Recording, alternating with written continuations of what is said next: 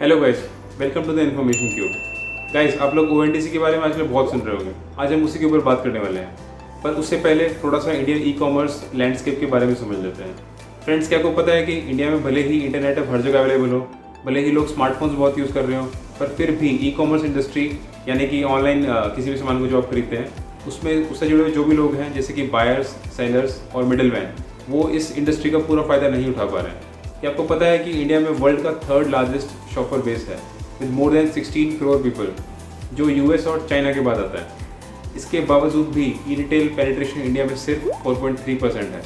और friends, Covid के बाद इंडियन ई कॉमर्स इकोसिस्टम में बहुत सारी प्रॉब्लम्स देखने को मिली, जहां मोस्ट ऑफ दी सेलर्स जैसे कि लोकल शॉप ऑनर्स और कई सारे online sellers digital e commerce system से कम्प्लीटली गायब थे। फ्रेंड्स, अभी के ई कॉमर्स सिस्टम में बहुत सारे इशूज़ हैं।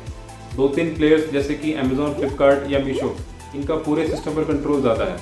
सेलर्स को बहुत ही ज़्यादा प्रॉब्लम होती है, हाई मार्जिन कॉस्ट देनी पड़ती है एंड उनको मल्टीपल प्लेटफॉर्म्स पर अपनी प्रेजेंस रखनी पड़ती है।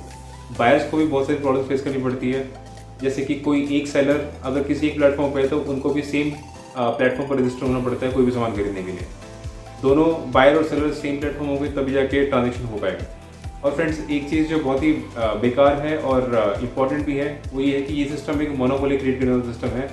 2-3 प्लेटफॉर्म्स की प्रेजेंस ज़्यादा है और बाकी प्लेटफॉर्म को चांस ही नहीं मिलता। तो फ्रेंड्स, इन्हीं सब प्रॉब्लम्स को सॉल्व करने के लिए ONDC यानी कि open network for digital commerce बना है, जो कि एक ओपन नेटवर्क या प्लेटफॉर्म देता है सभी प्लेयर्स को अपना सामान बेचने के लिए।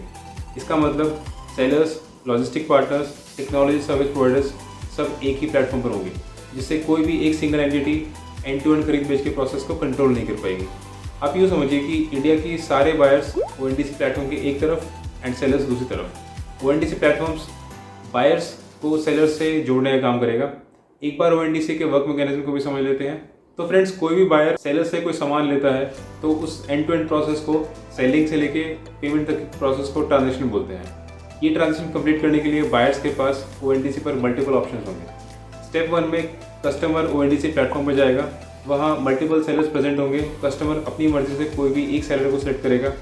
उसके बाद मल्टीपल डिलीवरी पार्टनर्स की ऑप्शंस प्रेजेंट होंगी।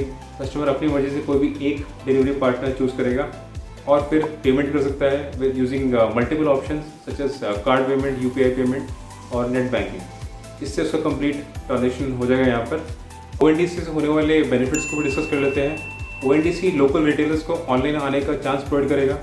ONDC से सभी बिजनेस फॉर्मलाइज हो जाएंगे, मतलब उनकी हर ट्रांजेक्शन की हिस्ट्री रहेगी एंड गवर्नमेंट से उनको इजीली फाइनेंस ऑप्शन भी मिल पाएंगे। ONDC से कई जॉब अपॉर्चुनिटीज़ भी क्रिएट होंगी, जैसे कि लॉजिस्टिक्स और पैकेजिंग डिपार्टमेंट में। मोस्ट इंपॉर्टेंटली, ये सभी साइज एंड लोकेशन के बिजनेसेस को डिजिटल कॉमर्स चेन से जोड़ेगा। ONDC से लोकली मैन्युफैक्चर्ड आइटम्स की बिक्री भी ज़्यादा बढ़ जाएगी, जिससे सेलर्स को और इन्वेस्टमेंट के ऑप्शंस मिलेंगे।